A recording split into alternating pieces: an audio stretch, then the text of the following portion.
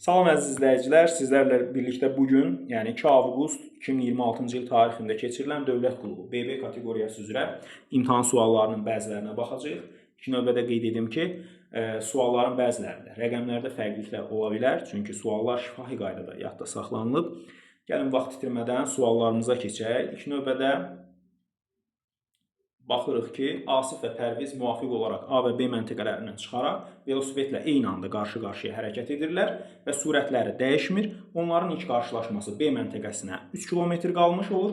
Növbəti qarşılaşma A məntəqəsinə 1 km qalmış baş tutur. Asif məntəqələr arasındakı yolu gedib qayıtmaq üçün Pərvizdən 64 dəqiqə daha az vaxt sərf edib. Asifin sürəti nə qədərdir? İlk növbədə onu qeyd edeyim ki, yəni tələbələrimizdən bəziləri bu sualı tənlik formasına gətirməkdə çətinlik çəkiblər ki, əsas məsələ də budur. Yəni bu elə bir sualdır ki, tənliyi qursaq, yəni tənlik formasına gətirib çıxara bilsək, geriyə elə də bir ciddi problem qalmır. Gəlin indi sualın həllinə baxaq. İlk növbədə burada bir yer açaq, sualı həll edə bilmək üçün. Bizcə dəqiqə düzəldək.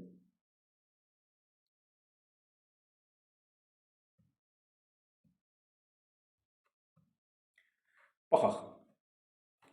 Baxın, burada ən vacib şey düzgün təsəvvür etməkdir. Asif və Pərviz A və B məntəqələri arasında. Bax, bu olsun A məntəqəsi, bu da olsun B məntəqəsi. Yazıram A məntəqəsi, bu da olsun B məntəqəsi. Bunların arasındakı yolu biz bilirikmi? Xeyr, bilmirik. Qoy olsun bu bir x kilometr. Yəni məsafə x qədər olsun. İndi biz bilirik ki, bunların ilk qarşılaşması B məntəqəsindən 3 km aralıda oldu. Yəni, belə çıxır ki, Asif buradan yola çıxıb, Pərviz də buradan yola çıxıb, B-nin 3 km məsafəsində qarşılaşıblarsa, onda belə çıxır ki, bizim bu V-lərimiz, bax, V Asif, yazaq A, böl V Pərviz, yazaq P, ya da A böl P kimi də yaza bilərik, bərabərdir. Bu nə qədər məsafə qət eləyib? X çıx 3 qədər. Yəni x-a tam x olmağına 3 km qalmışa qədər. Bu oldu x çıx 3. Böl nəyə? Hansı nisbətdə? Bu da cəmi 3 km. Bu 1. İkinci dəfə bunların yenə qarşılaşması üçün bunların getdiyi ya ümumi yolu gəl toplayaq. Misal üçün Asif getdi dəydi A-ya, geri qayıtdı bir də hara qədər? Yenə də x-dan 1 km qalmış. Onda belə çıxır ki, 2x çıx 1 qədər yol qət eləyib və yaxud da ki, heç elə götürmürəm. Asif burada qarşılaşandan sonra yenə nə qədər yol getdi? Gəldi buradan 3 kilometr, düzdür? Bir də qayıtdı, ümumi bir x məsafədən 1 kilometr az. Yəni 3 üstə gəl x çıx 1. Yenə də bax bunu bura yazsam, VA-nın VP-nin nisbəti nəyə bərabərdir? Biri getdi 3, üstə gəl x çıx 1. Bu elədi x plus 2. Bəs Pərviz bu müddət ərzində nə qədər yol getdi? Pərviz x çıx 3-dən, çünki artıq bu 3 kilometri getmişdi də, x çıx 3-dən növbəti qarşılaşma ərzində birinci qarşılaşmadan ikinci qarşılaşmaya qədər olan məsafəni deyirəm. Gəldi x çıx 3-dən, çatdı bura, oldu x çıx 3, bir də plus 1. X çıx plus 1 də nə elədi? X çıx 2. Bax, hər iki ifadə bir-birinə bərabərdir də. Gəl onda bunları bir-birinə bərabərləşdirək. Bu da bərabər imiş nəyə? X plus 2, x çıx 2-yə. Düzdürmü? İndi burada çarpaz şəkildə bunları bir-birinə vursaq, nə alınır? Gəl tənliyimizə baxaq. Deməli, bir tərəfdə alındı 3x plus 6, o biri tərəfdə alındı. Deməli, x kvadratı. Sonra çıx 2x, sonra çıx 3x, bir də plus oldu buradan, mənfi üçün mənfi 2-yə vurduğuma görə, plus 6. Gəlin indi bu tənliyi sadələşdirək yazaq. Deməli, mənfi 2x, mənfi 3x, keçdi bu tərəfə oldu 5x, oldu 8x, 8x. Bərabərdir. Bu biri tərəfdə nə baş verdi? Bu müsbət 6-lar bir-biri ilə getdi, bərabərliyin hər iki tərəfində var. Gəl onda x kvadratında keçirək bu tərəfə. olsun nə? Olsun çıx x kvadratı bərabərdir. Bu tərəfdə heç nə qalmadı ki? 0. X-i də çıxartsam mötərizə xaricinə bax görək buradan. 8 çıx x bərabər imiş nəyə? 0. Bu vuruqlardan biri 0 olmalıdır da. Onda belə çıxır ki, x nəyə bərabərdir? 8-ə. Mən x-in 8 qiymətini tapdım. X-in 8 qiymətini tapdım. Digər şeyləri silirəm, yer az olduğuna görə. Düzdür, bu biraz vaxtımızı da aparır. Bax, mən artıq x-in 8 olduğunu bilirəm. Məlum oldu ki, bu nəyə bərabər imiş? 8-ə. Elə üzərində dəyişiklik eləyirəm. Onda belə çıxır ki, x çıx 3 nədir? 8 çıx 3. 5. Bölünmüş 3. Bu nəyə bərabər imiş? VA bölünmüş VP 5-də 3. Buradan nəticə olaraq nə qənaətə gəlirik? Məlum oldu ki, bizim tutaq ki, bu VA-mız, elə yazdım burada A-da, bərabərdir nəyə? 5P, VP-ni dəyişdim, P yazdım sadəcə olaraq. Böl 3-ə. İndi bu əvəz etmə bizim üçün nəyə lazım olacaq? Ümumi yolu gedib qayıtmaq üçün, yəni 8 kilometr o tərəfə, 8 kilometr bu tərəfə. Bu nə elədir? 16 kilometr. 16 kilometr böl VP, bayaq P yazmışdım, neysə, çıx. Bu birisi də yenə 16 kilometr böl VA bərabərdir nəyə? 64 dəqiqə. Dəqiqəni saatla necə ifadə edirəm? 64 dəqiqəmiz nədir? 60-da 64-dür də, düzdür? Onda bunu da yazaram. 60-da 64-də. İxtisar da gedər. İxtisar getsə nə qalar? Silib elə öz yerində yazıram. Yerimiz az olduğuna görə. 64 bölündü 16 4-ə. Bu da oldu 15. İndi əvəz etmədən istifadə edə bilərəm. Keçib buranı da zəbt eləyək. Buranı da yazaq. Deməli, əvəz etmədən də burada istifadə eləsəm. Belə çıxır ki, hər tərəfi gəl bölək 16-ya. Çünki görürsünüz 16 vuruğu var. Qoy alınsın 1. 1 bölünmüş VP çıx. A-nın yerinə nə yazaq? 1 bölünmüş VA-nın yerinə nə yazırıq? 5P böl 3.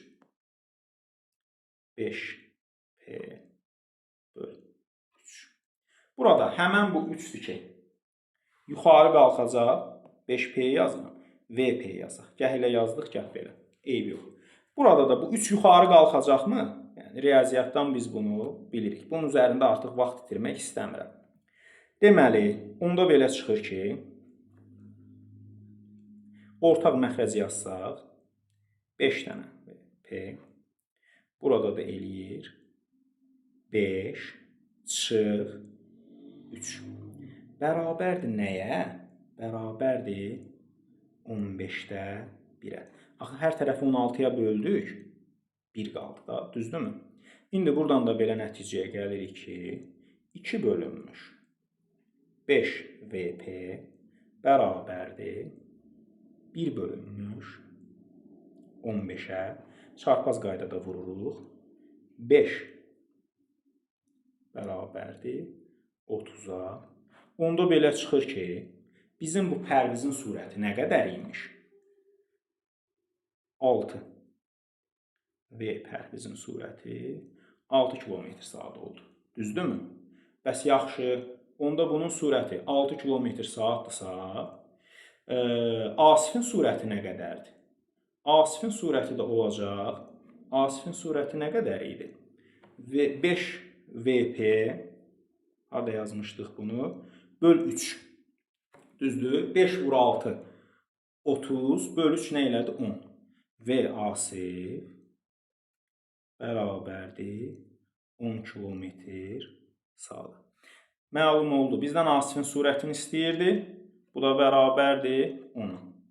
Biraz gördüyünüz kimi vaxtı aparan sualdır, hesablamaq. Biraz da izah üçün və indi burada bunun üzərində yazmaq da düzdür. Biraz vaxt aparan bir şeydir. Onu da nəzərə alın. Keçək növbəti sualımıza. Növbəti sualımız bunları silək.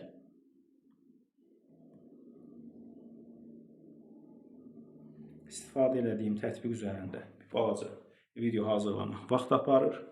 Nəzərə almağınızı xahiş edirəm. Deməli, qırmızı və sarı rəngli karandaşlar, qırmızı rəngli karandaşların bir-birinin yanında saylarının 2-dən artıq olmaması şərti ilə düzülürsə, bu karandaşların birlikdə sayı ən çoxu neçə olmalıdır ki, mümkün düzülmə variantlarının sayı 2 rəqəmli ədədə bərabər olsun. Yenə də bizim yerə ehtiyacımız olacaq. Qoy buranı silək və başlayaq. Bax, fikir verin, burada söhbət nədən gedir? Əgər bizdə bu karandaşların sayı 1 olsa, bu bir karandaş ya qırmızı olacaq, ya olacaq nə? Sarı. Deməli, əgər bir karandaş varsa, bu nədir? 2 üstü 1 deməkdir.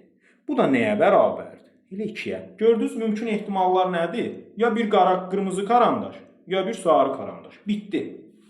Əgər deyir ki, burada karandaşların sayı 2 olsa, bu da 2 üstü 2 deməkdir. Mümkün sayılar nədir? 4.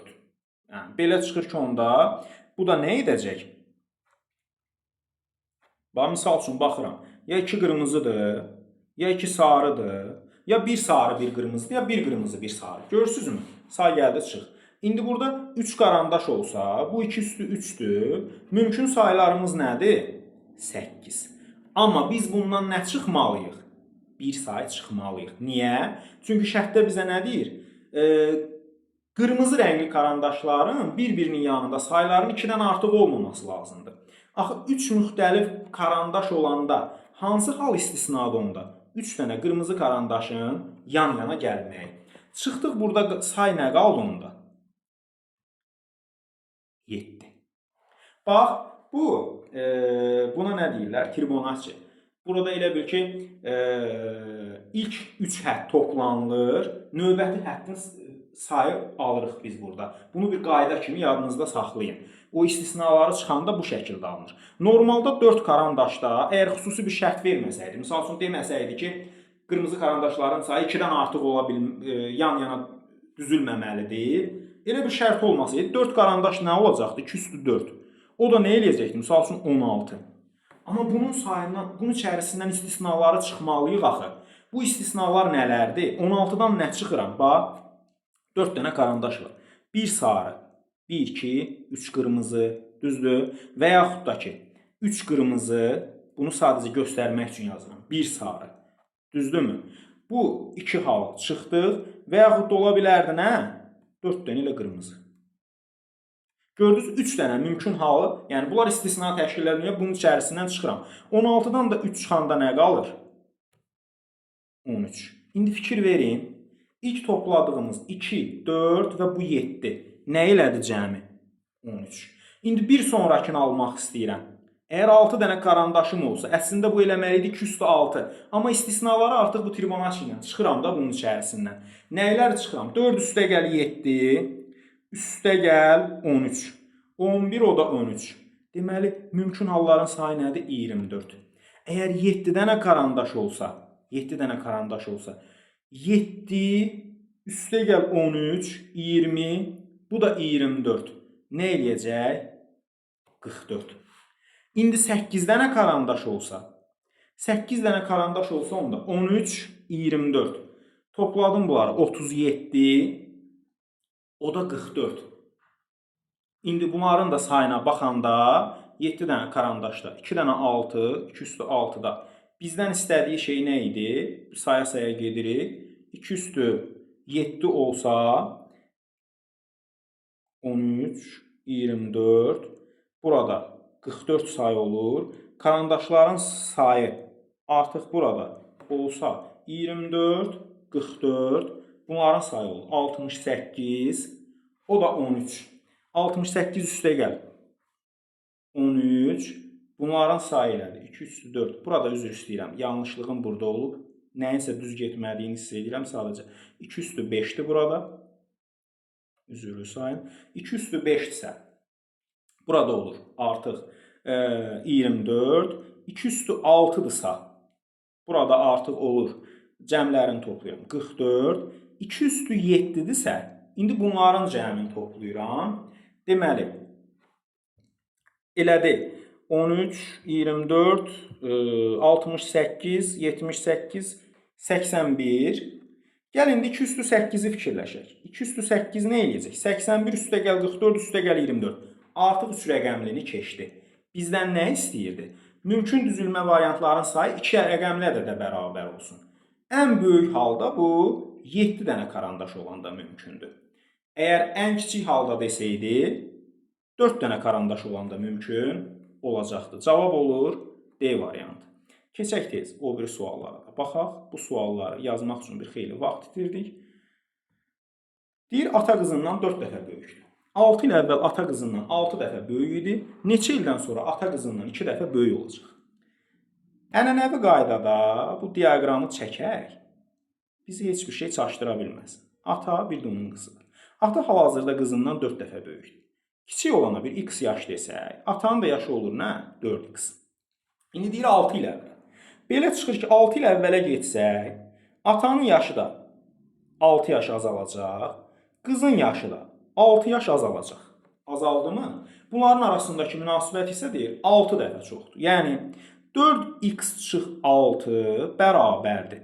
6 qurulmuş x çıx 6-ya. Buradan da nə qənaətə gəlirik? 4x çıx 6 bərabərdir 6x çıx 36-ya. Gəl bu 4x-i bu tərəfə keçirdək, məlumlar bir tərəfə, məchullar bir tərəfə. 2 bərabərliyin bu tərəfində qaldı 2x. Çünki 4x-in işarəsi dəyişdi, mənfi oldu. Mənfi 36 bu tərəfə keçdi oldu. Müsbət 36. Müsbət 36 oldusa, 6 çıxırıq, buradan qalır 30. Məlum oldu ki, x bərabərdir 15-ə. X 15-dir. 4x daha nədir? 60-dır da onda avtomatik. Bunu bildik. Amma bizə indi deyir ki, neçə ildən sonra ata ilə qızının yaşı qızından 2 dəfə çox olacaq. Gəl onda yeni bir tənliyimizi quraq. Neçə il dediyimiz artıq bizim üçün yenə də bir x-dir. Çünki artıq qızın yaşını tapmışıq. Bu bir x deyil. Atanın da yaşını tapmışıq. Bu da 60-dır. Düzdürmü? Onda gəl belə eləyək. Neçə il dediyimiz bir x zamandır da. Və yaxud da götürək bu dəfə k olsun bu keçən zaman. 60 plus k bərabərdir 2 vurulmuş 2 misli daxı 15 plus k. Çünki zaman neçə ildən sonra keçir deyirsə, bu ata üçün nə qədər vaxt keçdisə, o neçə il zaman, tutaq ki 10 il keçdisə, atanın yaşı olacaq 70. Bu bir tərəfdə 15-in üstünə 10 gələcəkdə, bu da eyni qaydada 10 yaş böyüyəcək. Bu da olacaq 25 misal üçün. Amma bu bərabərliyin ödənməsi üçün k-nın hansı qiyməti olmalıdır? Bunu k edək. 60 plus k bərabərdir 2 vur 15 30 plus k-ya. Buradan da məlum oldu ki, üzr istəyirəm, plus 2k-ya. Buradan da məlum oldu ki, k-nı bu tərəfə keçirsək, 2k-dan k çıxdı. Burada qaldı k. 30-u da bu tərəfə keçirsək, 60-dan 30, 30. Nə qədər zaman keçməlidir? 30 il zaman keçməlidir. Keçək digər sual. Əvvəlcə malın qiymətini deyir 25% artırıldı. Sonra yeni qiymət 20% endirildi. Malın öncəki qiyməti nə qədər dəyişdi? Biz belə test nümunələri üçün daha rahat olsun sizə nə demişdik? Demişdik ki, əgər heç bir yerdə bu faizin hər hansısa bir hissəsi və yaxud da malın ümumi qiyməti ədədlə ifadə olunmayıbsa, onda özümüz elə bir qiymət verək ki, buna. Tapmaq bizim üçün rahat olsun. Yəni nə? Tutaq ki, 100 manat. Malın qiyməti oldu 100 manat. Bu 25% artdısa, 125%, 100-ün 25%-i nədir? Elə 25. Malın qiyməti artdı oldu nə? 125 manat. Sonra bu deyir ki, 20% endirildi. 20% nədir? %20. Yəni bu faiz məsələlərini keçəndə də bunun üzərində artıq qalmıram. Kifayət qədər ətraflı izah etmişik, videolarımız da var, burada baxa bilərsiniz səhifədə. %20 də nədir? 5də 1-dir də. İndi bu 5də 1-i qədər də endirilib, yəni qiyməti azalıb. 125-in 5də 1-i nədir? 25. 25-i də bundan çıxırıq. Yenə də gəldi oldu nə? Malın qiyməti 100 manat. Malın qiyməti onsuz da 100 manat idi da. 25% artıb 125 olmuşdu. 20% azaldı, yenə də oldu 100. Belə çıxır ki, malın qiyməti dəyişməz. Xarici kafedrada işləyən müəllimlərin 70% ingilis, 75% fransız, 80% alman, 85% ispan dilini bilir. Müəllimlərin neçə faizi ən azı 4 dildə danışa bilər? Əslində tam olaraq bu faiz məsələsi deyil. Bunu sadəcə başa düşmək lazımdır. Bizdən burada deyir ki, misal üçün 70% ingilis dilini bilir, 75% fransız dilini bilir, 80% alman, 85% ispan. Mənə desəydi ki, maksimum neçə faizi bu şəxslərin 4 dili də bilər, onda mən götürərdim 70%. Yəni 70% elə ingilis dilini bilir. Həmin o 70% insan həm bilərdi elə fransız dilini, həm alman dilini, həm ispan dilini. Amma ən azı deyirsə, bax, biz çalışmalıyıq ki, burada ingilis dilini bilən 20 bilməyən 25-30% şəxs fransız dilini bilsin. Amma fransız dilini bilməyən 25% şəxs ingilis dilini bilsin. Yəni üst-üstə düşməsin. Yəni tam əksinə. İndi 100%-dən 70% çıxanda qalır burada 30% şəxs. Gəl belə götürək ki, biz bu 30% şəxsi deyək ki, heç faizləri yazmıram bura, ehtiyac yoxdur. 30% şəxs deyək ki, çalışmalıyıq nə olmasın? Həm də bilməsin, tutaq ki, bilsin daha doğrusu alman dilini.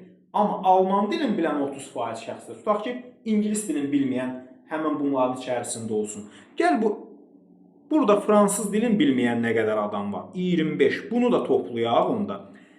Alman dilini bilməyən nə qədər şəxs var? Üzr istəyirəm. 20. Və ispan dilini bilməyən nə qədər şəxs var? 15%. İndi gəlin neyniyək? Bu bilməyən şəxslər var, onların hamısını toplayaq. Axı üst-üstə düşməməyi nəzərə alırıq.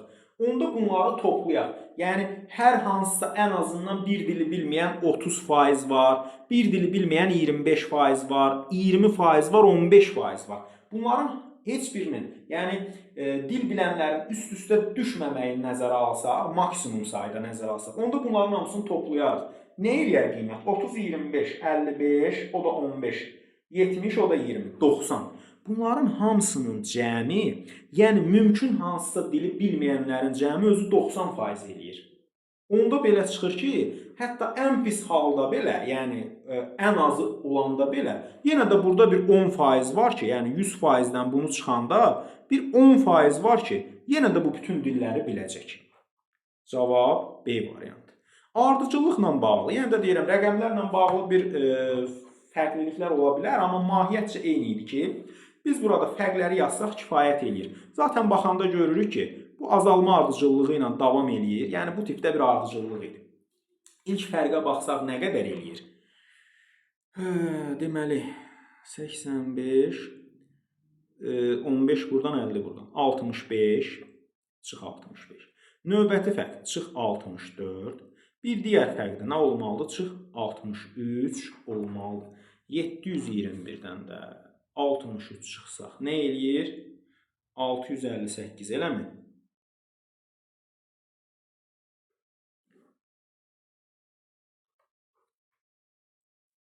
Bəli. Keçək növbəti sualımıza. Bu sualda kifayət qədər asan idi. Neynir? 3-ü 5-ə vurur 15. Biri də götürüb olduğu kimi yazır bura. 6-nı 2-yə vurur 12. 4-ü götürüb, ortadakı 4-ü götürüb yazır bura. 4-ü 6-ya vurur 24. 5-i götürüb yazır bura. İndi burada iki növbədə 9-u 5-ə vuracaq. 45. Birinci mötərizənin içinə baxırıq. 2-ni yazırıq bura. İndi bu axı bir də 3 bucaq operatoru var. 4-ü 2-yə vuracaq. 8 onda. Və 5-i də yazacaq yanına. Cavab olacaq nə? 85 varmı? Var. Bu sual nümunəsində də, yenə də deyirəm, bəzi hissələrdə rəqəmlərlə bağlı fərqliliklər ola bilər.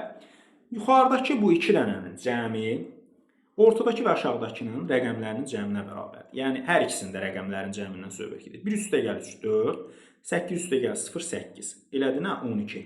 2 üstəgəl 1, 3, üstəgəl 9, 12. 6 üstəgəl 6, 12. Həmçinin 4 üstəgəl 2, 6. Cəm elədi 18.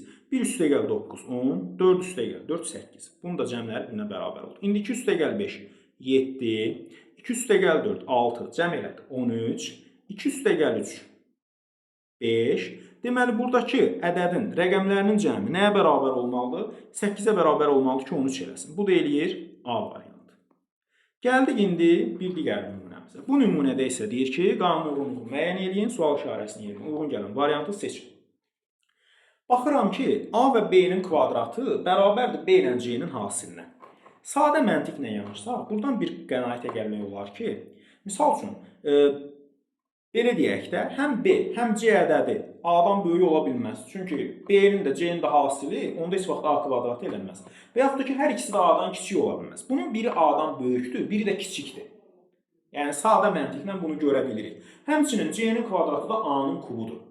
Yenə də fikirləşsək, bir ədədin kubu digər ədədin kvadratıdırsa, yəni onda belə çıxır ki, bu A ədədi öz də nəyinsə kvadratı eləməlidir. Nəyə görə? Əgər biz C ədədini vuruqlara ayırsaq, yəni bir ədəd ki, C-nin kvadratıdır, nəyinsə kvadratıdır, onu vuruqlara ayırsaq, tutaq ki, belə götürüb vuruqlara ayırsaq, bu C-nin kvadratıdır da, bunun sağ tərəfdəki hər bir vuruqdan cüt sayda olmalıdır. Onda belə çıxır ki, bir ədəd A-nın kubudursa, onu da vuruqlara ayırsaq, hər bir vuruqdan 3 dəfə olmalıdır. Onda belə çıxır ki, A ədədi özü də nəyinsə kvadratı olmalıdır. Və yaxud da belə izah eləməyək də, bu bəlkə də sizi yora bilər. Fikrinizi da qarışdıra bilər. Biz dedik, axı A ədədi birindən böyükdür, birindən balaca. Düzdür? A ədədi birindən böyük, birindən balaca olan bir ədəddir. Cəmləri isə bunların 14-dür. A ədədinə nəyinsə kvadratı ola biləcək bir qiymət verək gəl. Misal üçün, bu ya 4-dür, ya 9-dur. Onsuz da tələbələrin əksəriyyəti burada düz deyiliblər, yəni problem yoxdur. Qiymət yerinə qoyub rahatlıqla tapıblar cavabı, problem yoxdur burada. Yəni imtahanda vaxt qazanmaq üçün elə bu cürdə dərhal etmək əla fikirdir. İndi A ədədinə ya 4 qiymətini verərdim, ya 9 qiymətini verərdim ki, 14-ün də içərisində olmalıdır axı bu. Baxıram ki, 9 qiymətini versən mümkün deyil. A 4 olmalıdır. 4-ün kubu 64 eləyirsə, onda bu da 8 olmalıdır ki, 8-in də kvadratı 64 eləsin. Buradan da belə çıxır ki, biri 8-dir, A da 4-dür, cəm elədi 12, B də nə olmalıdır ki? Görək bu şərt ödənir, yəni tam olaraq ödənir. Belə çıxır ki, onda A üstə gəl C də nəyə bərabər olmalıdır? Yəni 4 üstə gəl 8, 12-yə bərabər olmalıdır. Belə, əziz izləyicilər, ümid edirəm ki, video izah sizin üçün faydalı oldu. Bundan əlavə, mətnin təhlili ilə bağlı düşən 2 sualda şərtləri tam, belə deyək də, biri sualda xatırlanmadığına görə onu artıq burada paylaşmadım. Məsələ nə ilə bağlı idi? 6 nəfərin balı 400-dən aşağı idi imtahanda iştirak edənlərin. 17 nəfər istisna olmaqla qalanların da balı 400-dən yuxarı idi və deyir, bu şərtlər daxilində mütləq doğru olanları seçin. Elə də bir ciddi sual deyildi. Həmçinin mən sizə bunu mətnin təhlili mövzusunda izah etmişəm. Orada bir sual da var idi ki, demək olar ki, eyni sual başqa şərtlərlə yenə də düşmüşdü. Misal üçün, dərnəyə gedənlərdən söhbət gedirdi. Şəxslərin hətta adları da eyni olaraq qalmışdı. Kulinariyaya gedənlər, toxuculuğa gedənlər bu sualı yəqin ki, daha öncəki videomuza baxanlar xatırlayır. Belə, diqqətiniz üçün təşəkkür edirəm.